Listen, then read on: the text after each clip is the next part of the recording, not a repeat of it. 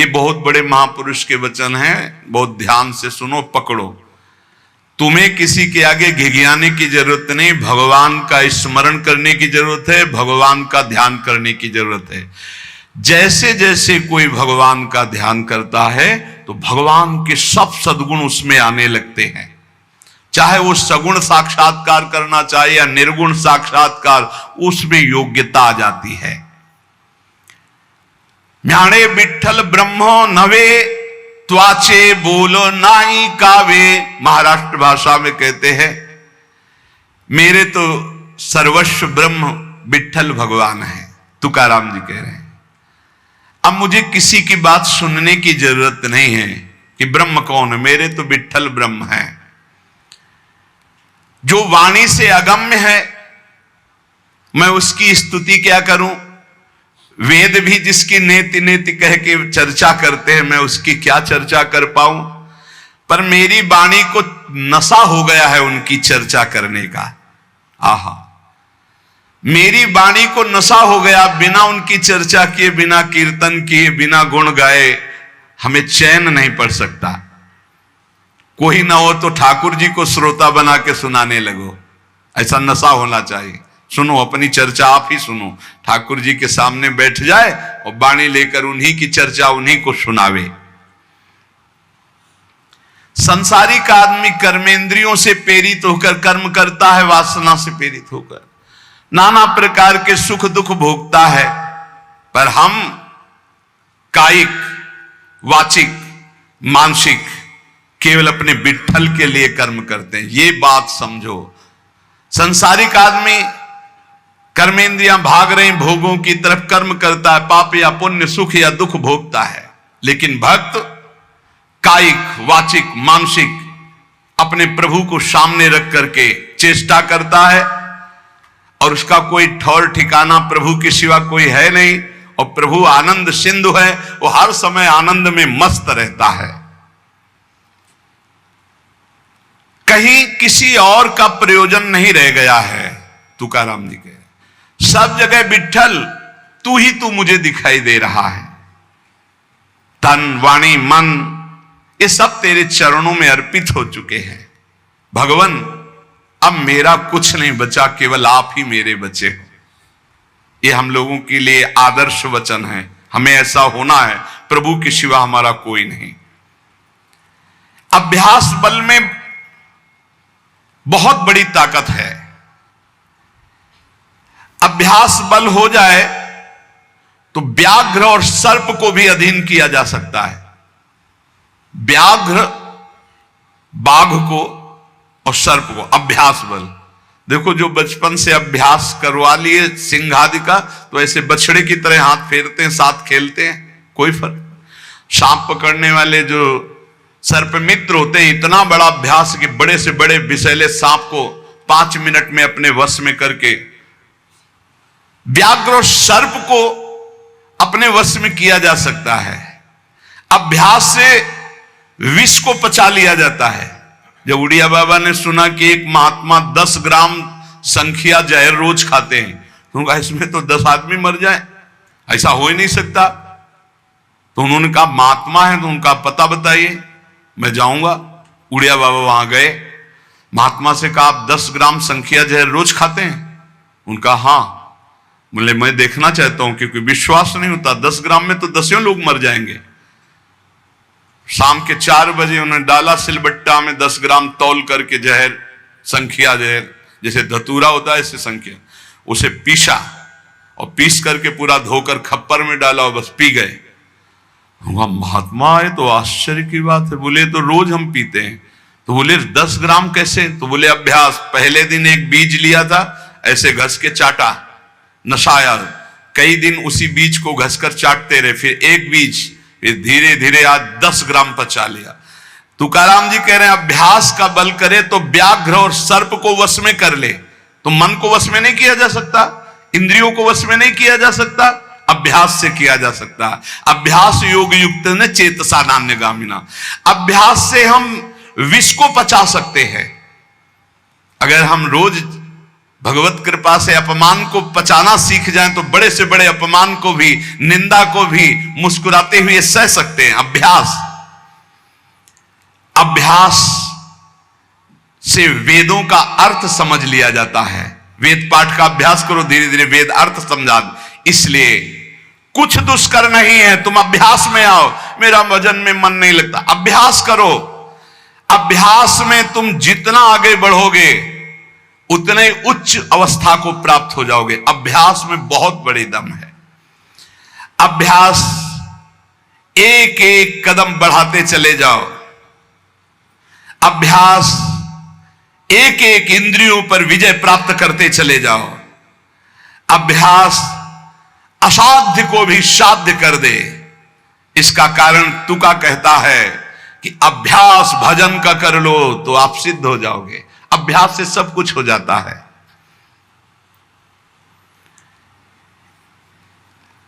संत जब घर आते हैं तभी दशहरा और दिवाली माननी चाहिए, जो भगवत प्रेमी महात्मा है। बहुत बड़ा प्रभाव है, इसीलिए उस प्रभाव का दुरुपयोग असाधु जन कर बैठते हैं।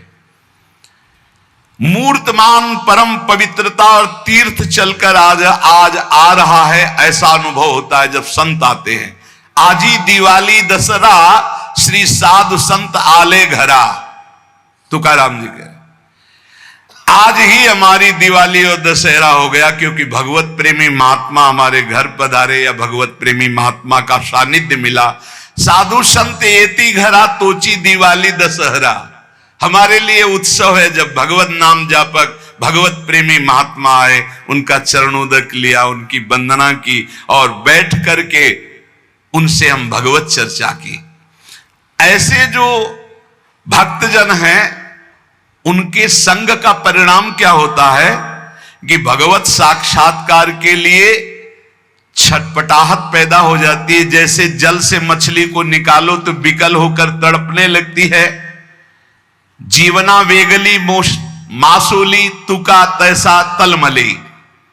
जैसे जीवन के लिए मछली जल के लिए तड़पने लगती है, बाहर हटा दो, ऐसे सत्संगी का जीवन तड़पने लगता है भगवान की प्राप्ति के लिए। तभी माना जाएगा सत्संग हुआ है।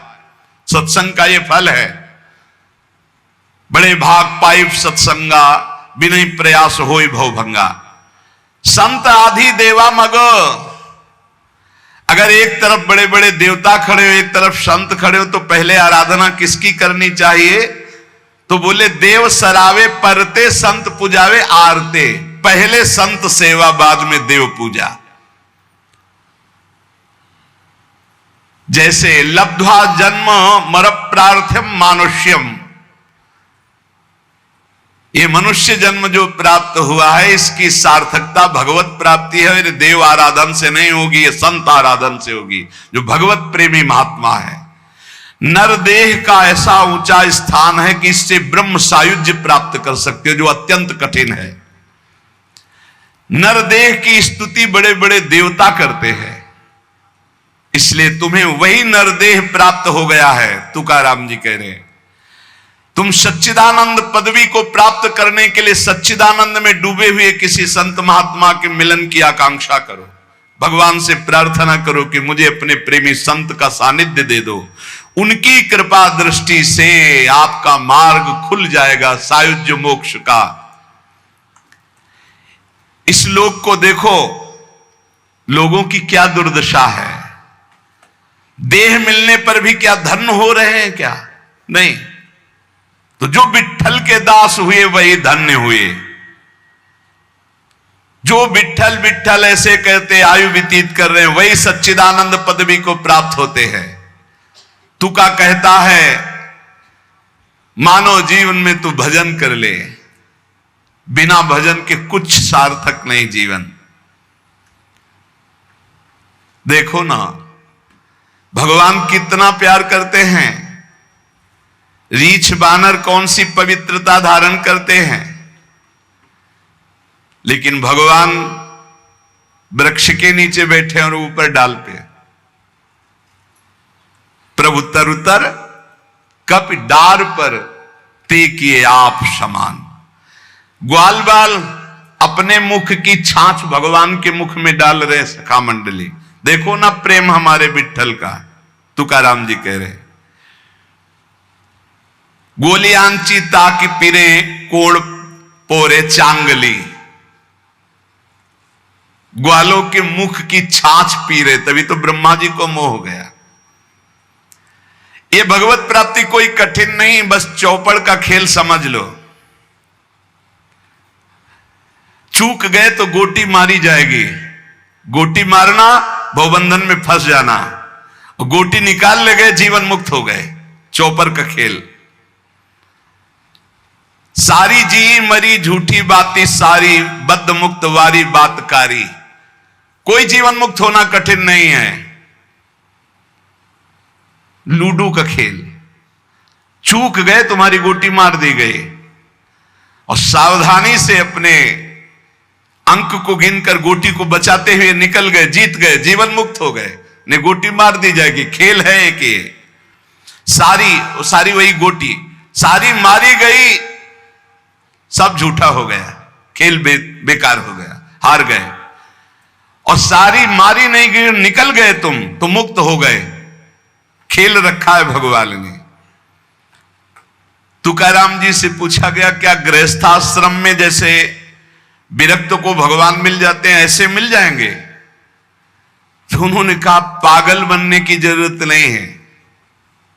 ये बात दिमाग में बैठालने की जरूरत नहीं कि बन बन भागने से ही भगवान मिलते हैं। अपने लोगों के भाग्य में ये मार्ग लिखा था, पर हम आज भी अनुभव करके ही कहते हैं। जो आज दुर्दशा देख रहे हैं, उस दुर्दशा से हम कह रहे हैं कि घर में रहकर धर्म पूर्वक आचरण करते हुए भजन करने से बहुत लाभ मिलेगा। विरक्त मार्ग बहुत ही मतलब आग पे चलने का मार्ग है, खिलवाड़ नहीं है। आप ये समझ लो, खिलवाड़ नहीं। सफीपुर एक गंगा किनारे स्थान है, तो वयोवृद्ध महात्मा सन्यासी रहते थे। तो उनके घर के कुछ लोग गुड़ और ये सामग्री लेके गए, तो उनका गंगा जी में डाल दो या किसी और को दे देना। नहीं, मुझे आपका एक भी अन्न का टुकड़ा नहीं, मैं विरक्त हूं, आपका सेवन नहीं कर सकता। और आप यहां से कुछ एक भी टुकड़ा लेने की सोचना मत। आप ऐसे खरे स्वभाव वाले संतों को देखा कि अपने विरक्त मार्ग के पंथ के जो नियम हैं वो बड़े कट्टर भाव से निर्वाह करने वाले। आज समझे में नहीं आता, हमसे चूक हो जाती है। तो जो हमें विरक्त मार्ग से चलकर लाभ मिलना था वो नहीं मिल पाता। श्री तुकाराम जी कह रहे हैं, वन में यदि भगवान होते तो हिरण को भगवान मिल जाते। तुकाराम जी की वाणी है। खरगोश को मिल जाते, बाघ को मिल जाते, ये सब भगवत प्राप्त हो जाते। और अगर तुम्हें ये भ्रम हो कि एकांत में आसन लगाकर ध्यान लगाने से भगवान की प्राप्ति हो जाती, तो बगुला बहुत एकांत में जल में खड़ा होकर एक टांग केवल ध्यान लगाता है, लेकिन मछली का भगवान का नहीं, तो उसका उद्धार हो गया क्या? ये तुकाराम जी की बात है। अगर तुम्हें ऐसा भ्रम हो गया हो कि कोई एकांत गुफा हो, घुस जाऊं बस वहां भगवत प्राप्ति हो जाएगी, तो चूहा और सांप रात दिन बिल में रहते, इनको भगवान की प्राप्ति हो गई क्या? तुकाराम जी से जब प्रश्न किया गया कि क्या गृहस्थाश्रम में भगवान की प्राप्ति ऐसे हो जाएगी जो विरक्तों की हो जाएगी, बहुत ध्यान से सुनिए। सिद्ध संत है, वो कह रहे हैं कि पागल मत बनो, भगवान की प्राप्ति भगवान के भजन करने से होती, वो गृहस्थी में भी हो जाएगी। अगर तुमको लगता है कि वन में रहने से भगवान मिल जाते हैं, तो हिरण को मिल जाते, खरगोश को मिल जाते, बाघ को मिल जाते, सब ब्रह्म प्राप्त हो जाते। अगर तुमको लगता है कि एकांत में ध्यान लगाने से मिल जाते, तो बगुला जल में खड़ा होकर एक टांग केवल ध्यान लगाता है, लेकिन मछली आई गट्ट से खाया फिर शांत खड़ा है, बगुला को नहीं मिला। फिर कहते हैं कि एकांत गुफा में घुसने से भगवान मिल जाते, तो चूहा और सांप बिलई में रहते हैं रात दिन, उनको भगवान मिल जाते। तो इसलिए हम तुमसे कह रहे हैं कि ये ची चपड़ की बातें छोड़ो।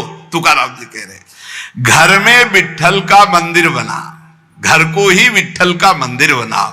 ठाकुर विराजमान करो, आप सेवक हो जाओ, बढ़िया भोग लगा के पाओ, नाम कीर्तन करो, कथा वार्ता करो, अपने कर्म को भगवान को अर्पित कर दो, भगवान की प्राप्ति हो जाएगी। बहुत सहज है गृहस्थ में भगवत प्राप्ति करना।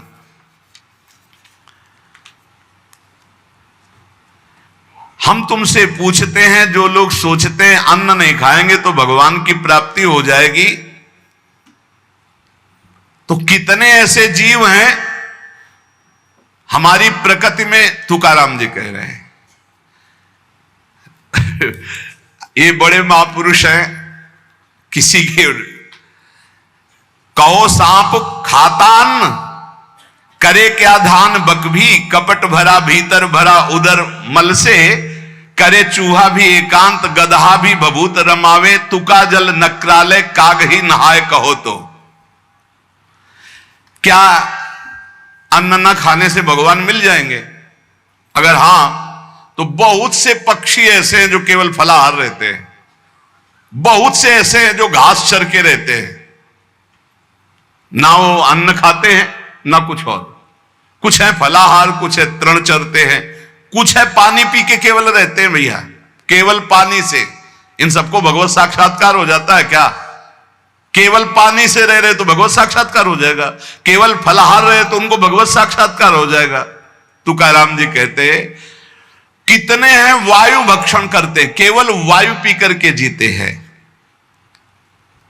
भीतर कपट भरा है, बाहर ये सब छोड़ रहे हो, कुछ लाभ नहीं मिलना है। चूहा बिल में एकांत में रहता है, भगवत प्राप्ति हो गई। गदहा खूब धूल में ऐसे लौटता, धूल लगाने से तो क्या उसे भगवत प्राप्ति हो गई, महापुरुष है। जल में घड़ियाल रहता है, भगवत प्राप्ति हो गई। कौआ भी जाके गंगा स्नान करता है, जल स्नान, भगवत प्राप्ति हो गई। भैया जब तक भजन नहीं तब तक भगवत प्राप्ति नहीं, बाहरी क्रियाओं से। तुकाराम जी कह रहे हैं तुम्हारे हृदय में बुराई भरी हुई है और बाहर से साधु का भेष बनाए हो तो तुम्हें भगवत प्राप्ति हो जाएगी। अरे चाहे वायु भक्षण करो, चाहे तुम ध्यान का नाटक करो, चाहे एकांतवास करो, चाहे भस्म लेपन करो, चाहे जल में खड़े हो जाओ, चाहे जितना अनुष्ठान करो, जब तक भजन नहीं करोगे भगवान का तुम्हारी बुद्धि निर्मल होने वाली नहीं, बाहरी क्रियाओं से कोई लाभ नहीं। तुकाराम जी कह रहे हैं भक्ति मुक्ति दिलाने वाली है समस्त भव बंधनों से। रात दिन अपने प्रभु का नाम जप कर रहे, चिंतन कर रहे। एक गृहस्थ आए थे, बहुत अच्छी स्थिति, नेत्रों में नेत्र मिला के जब बात किया तो बड़ा संतोष। जब जाने लगे तो कहा 1 मिनट रुको, इसे मुख पे बड़ाई नहीं करनी चाहिए, पर आप सावधान रहना, बहुत अच्छी स्थिति, संभाल के निकल जाओ। बस उन नेत्रों से ऐसे किया, चुपचाप गंभीर मुद्रा, प्रश्न बहुत जोर का, और स्मरण में बिल्कुल तन्मयता, एक एक चेष्टा उनकी बता रही थी।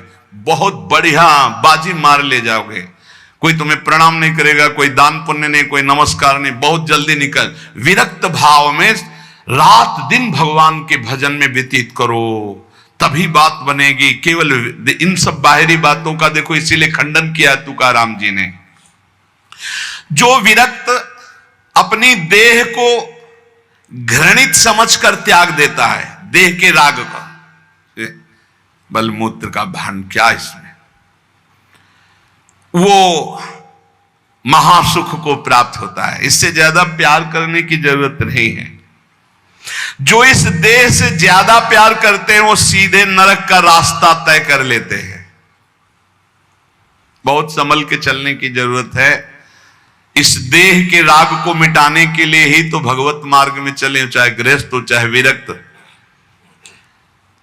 तुम अपना स्वभाव बनाओ आत्म कल्याण के लिए। शरीर को ज्यादा सुख दोगे, ज्यादा सुख भोगोगे तो नरक का रास्ता पुष्ट कर देगा। और शरीर का त्याग भी नहीं करना है कि मतलब, क्योंकि शरीर के बिना भजन नहीं होगा, शरीर के बिना साधना नहीं होगी। तो उचित खिलाओ पिलाओ, उचित विश्राम और खूब भजन और सतमार्ग की चेष्टाओं की। इसको इतना भजन कराओ कि इसका भाव ही नष्ट हो जाए कि मैं शरीर हूं। तुकाराम जी कहते इसमें संदेह नहीं, वैराग्य की बातें करने से वैरागी नहीं हो जाता।